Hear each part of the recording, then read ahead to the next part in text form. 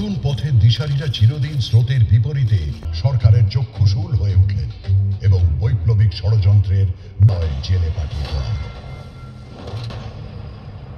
এই সেই জেল যেখানে লোকমান্য তিলক এবং লালা লাজপত রায়ের মতো স্বাধীনতা সংগ্রামীকে রাখা হয়েছিল। মান্দালয় জেল নয়, এ যে আমার তীর্থ। আমি আজ তীর্থে এসেছি। মান্দালয় জেল নয়, যাতনার খাঁচা ছিল। ঝড় বাদলের দিনে বৃষ্টির জল ভেতরে চলেছিল। বসার বা ঘুমানোর জায়গা ছিল। ভগ্ন স্বাস্থ্য এবং নিউমোনিয়ার ঝাপটা সামনে 3 বছর পর সুভাষ এক বলিষ্ঠ নেতা রূপে জেলের বাইরে এলেন।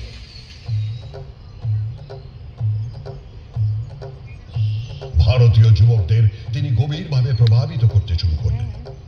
তার উপস্থিতি যুবাদের উদ্বুদ্ধ করত।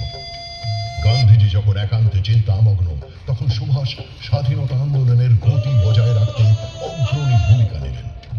মিল মজুরদের একজোট করলেন, সাইমন কমিশনের বিরোধিতা করলেন, বিদেশি দ্রব্য